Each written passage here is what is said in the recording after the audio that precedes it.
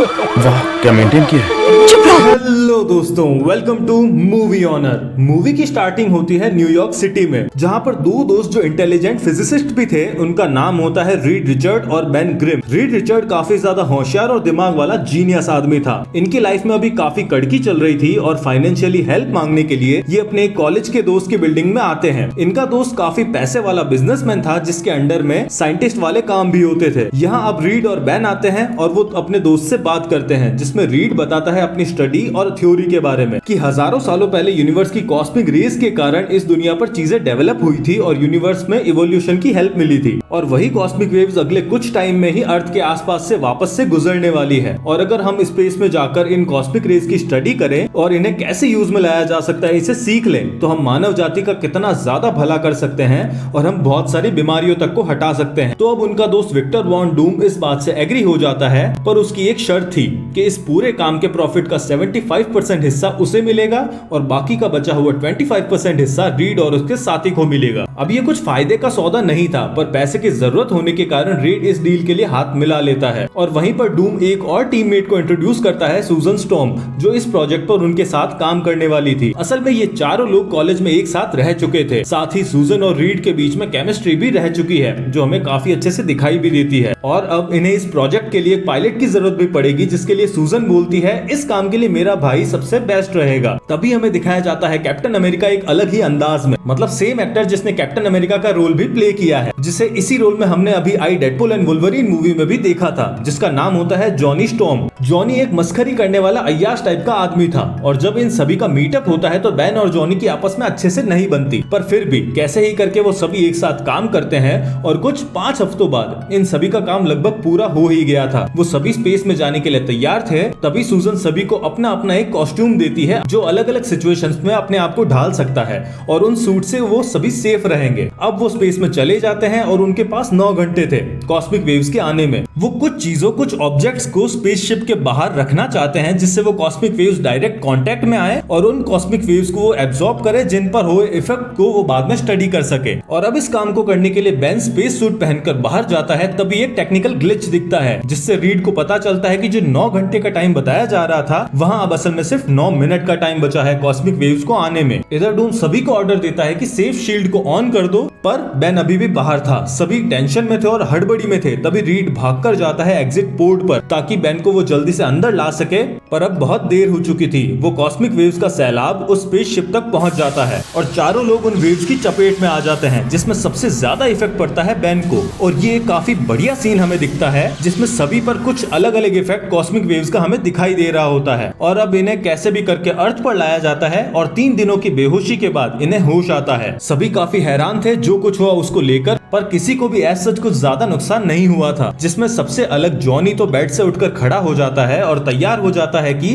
भाई मैं मौत से खेल कर आया हूँ, फिर कुछ एक्साइटिंग करना तो बनता है। और वो जाकर आइस पर सर्फिंग करने लगता है। तेज रफ्तार होने के कारण उसका शरीर गर्म होने लगता है और देखते ही देखते उसके शरीर में आग भी लग जाती है और वो उड़ने लगता है, साथ ही क्रैश भी हो जाता है। और हमें मिलता है यहाँ पर पहले मेंबर की पावर, जिसका नाम अब है ह्यूमन टॉर्च। इधर रीड और सूजन अब साथ में लंच कर रहे थे और अपने लूलू पूचू टाइप की बातें बैठा रहे थे और जो हुआ उसको लेकर डिस्कस भी कर रहे थे। तभी किसी बात पर सूजन को शर्म आती है और वो गायब होने लगती है, सिर्फ उसके कपड़े दिखाई देते हैं। तभी उसके हाथ से एक वाइन बॉटल भी गिर जाती है, जिससे गिरने से पहले ही रीड पकड़ लेता है अपने हाथ को स्ट्रेच करके। और अब इन दोनों की पावर्स हमें दिखते हैं, जिनसे इनका नाम बनता है इनविजिबल वुमन और मिस्टर फैंटास्टिक। तभी वहां पर नंगा जॉनी भाग कर आता है, जिसने अपने आप को बस एक जैकेट से ढक रखा था, क्योंकि उसके सारे कपड़े जल गए थे। अब इन सभी के साथ अगर ये हुआ है तो बेन के साथ क्या हुआ होगा। वो सभी बेन को देखने के लिए जाते हैं। तभी हमें दिखता है कि बेन को अब होश आ रहा है और वो देखता है कि उसकी पूरी बॉडी एक पत्थर के शरीर में बदल चुकी है और वो अपने आप को देखकर काफी गंदा महसूस करता है कि वो कितना ज्यादा बदसूरत हो गया है। और वो इस चीज से काफी दुखी और गुस्सा हो जाता है और हॉस्पिटल की दीवार तोड़कर भाग जाता है और अपने वाइफ से मिलने जाता है। पर वो उससे डायरेक्ट नहीं मिल पा रहा था, वो थोड़ा डर रहा था। पर जब वो अपनी वाइफ के सामने आता है तो उसकी वाइफ बहुत ही ज्यादा डर जाती है और डरकर वहां से भाग जाती है, जिससे बेन काफी दुखी होता है और दुख में वो अपने आप को मारने की सोचता है और वो एक ब्रिज पर जाकर बैठ जाता है। वहीं पर एक आदमी उसे दिखता है जो लाइफ से परेशान होकर अपनी जान देना चाहता था ब्रिज से कूदकर। तब उसे बेन बेन कहता है कि तुम्हें अपनी लाइफ की दिक्कत ज्यादा लग रही है, किसी और की भी जिंदगी देखो, किसी और की क्या मेरी ही जिंदगी देख लो, तुम्हारी लाइफ मेरी लाइफ से ज्यादा खराब नहीं हो सकती और तुम इस चीज के लिए अपनी जान देना चाहते हो।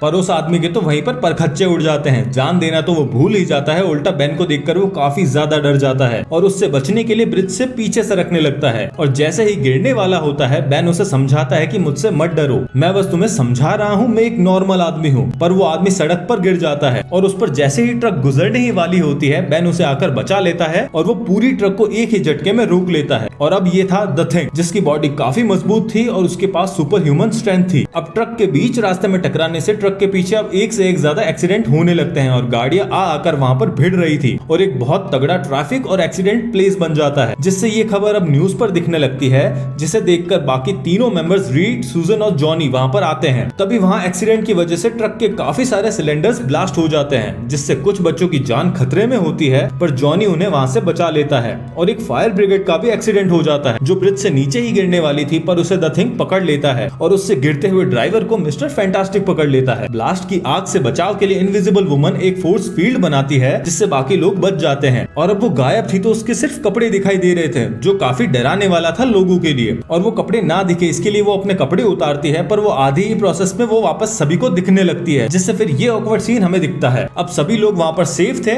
और बाकी लोग उन चारों की वाहवाही कर रहे थे और नाम देते हैं फैंटास्टिक फोर, क्योंकि उन्होंने सभी की जान बचाई थी, सभी के हीरोज थे वो। अब इधर डूम को ये देखकर जलन होती है, उस पर भी कॉस्मिक वेव्स का असर हुआ था, पर उसकी पावर्स अभी दिखाई नहीं गई थी।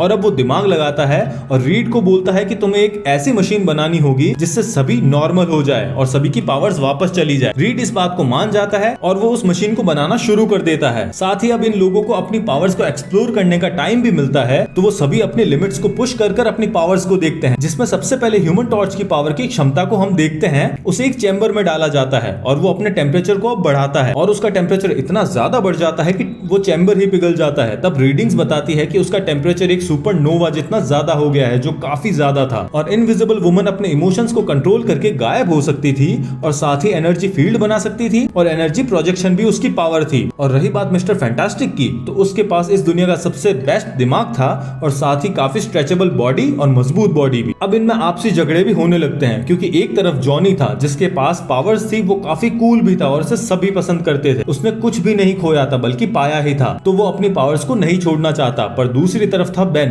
जो इन पावर्स के आने के बाद बहुत ही ज्यादा परेशान और दुखी था, क्योंकि वो बदसूरत बन गया था और उसकी वाइफ उसे नहीं चाहती थी, वो नॉर्मल नहीं दिखता था और उसका कॉन्फिडेंस भी एकदम गिर गया था, इसलिए वो चाहता था कि वो वापस से नॉर्मल बन जाए। कमेंट करके बताओ कि तुम्हें कौन सी पावर सबसे ज्यादा कूल लगी है। अब डूम अपना प्लान दिखाता है कि अगर चारों को नॉर्मल बना दिया जाए तो बचा हुआ सबसे पावरफुल आदमी डूम ही बचेगा, तो खूब पैसा और भरपूर पावर के साथ ये इस दुनिया पर राज भी कर सकेगा। इसलिए अपने प्लान में ये सबसे इजी टारगेट को पकड़ता है, जो था बेन ग्रिम। अब डूम जाता है बेन के पास बात करने और उसके जले पर नमक डालने का काम करता है कि तुम्हारी लाइफ तो इस इंसिडेंट के बाद में बर्बाद ही हो गई है, तुम्हारी लाइफ में ना तुम्हारे पास अपना शरीर बचा, ना तुम्हें प्यार करने वाला कोई, तुम्हारी वाइफ भी तुम्हें छोड़कर चली गई, पर मैं तुम्हें ठीक कर सकता हूँ, तुम्हें फिर से नॉर्मल बना सकता हूँ, जिससे तुमने जो खोया है वो तुम्हें फिर से मिल जाएगा। अब बेन अपने दुख में तो था ही और इसकी इस बातों को सुनकर वो डूम की बातों में फंस जाता है और डूम बेन को लेकर जाता है उस मशीन के पास जिस पर रीड काम कर रहा था, जिससे वापस नॉर्मल हो सकते हैं। अब बेन उस मशीन में रहता है और मशीन की एबिलिटी थी कि वो कॉस्मिक वेव्स के इफेक्ट को उल्टा कर सकती थी, पर मशीन में पावर कम थी, जिसे अब डूम अपनी पावर से पावर अप करके कंप्लीट करता है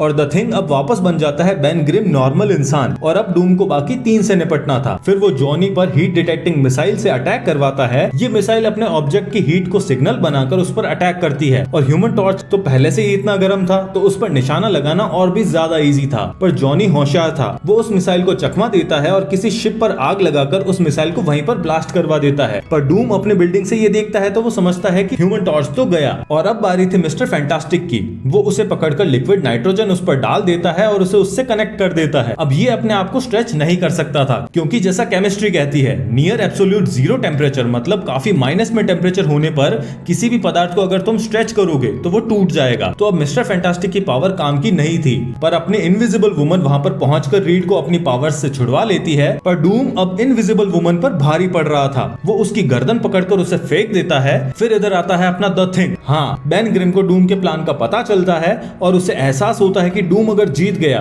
तो इस दुनिया पर राज करेगा, जो कि सही नहीं है, और वो वापस द थिंग में चेंज हो जाता है। मतलब उसकी पावर नहीं गई थी। और अब एक काफी तगड़ी फाइट हमें देखने को मिलती है, जहां पर चारों फैंटास्टिक फोर के मेंबर्स डॉक्टर डूम से फाइट करते हैं। पर डॉक्टर डूम पावरफुल था, उसे रोकना आसान नहीं था। उसकी पावर भी ज्यादा थी। एक मेटल आर्मर में बंदा जिसके पास एनर्जी प्रोजेक्शन की पावर है, टेलीकिनेसिस की पावर है और एनर्जी मैनिपुलेशन की पावर भी है, तो उसे रोकना इतना इजी नहीं होगा। पर फिर भी ये चारों अपनी यूनिटी के साथ फाइट करते हैं और प्लान बनाते हैं जिसमें वो डूम को एक जगह पर रोक के रखते हैं। और ह्यूमन टॉर्च अपने आग के बवंडर में सुपरनोवा जैसी गर्मी पैदा करता है और उसके चारों तरफ इनविजिबल वुमन एक फोर्स फील्ड बना देती है जिससे आग फैले नहीं।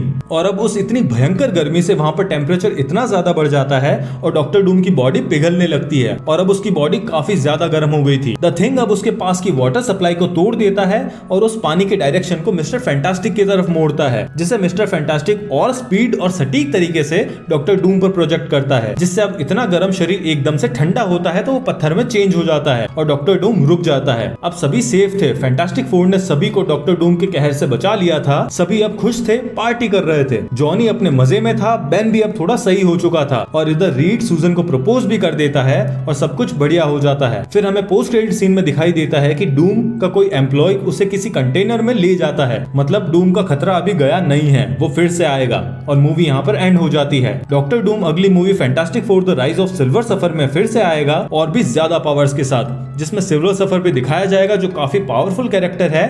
और उस मूवी की एक्सप्लेनेशन के लिए सब्सक्राइब। और इस साल आने वाली एकदम नई movie fantastic four the first steps की एक्सप्लेनेशन भी रिलीज के एक हफ्ते के अंदर अंदर आपको मिल जाएगी। साथ ही और भी नई मूवीज भी आने वाली है, तो मिस नहीं करना चाहते तो साथ बने रहना। मिलते हैं अगली मूवी में, बाय।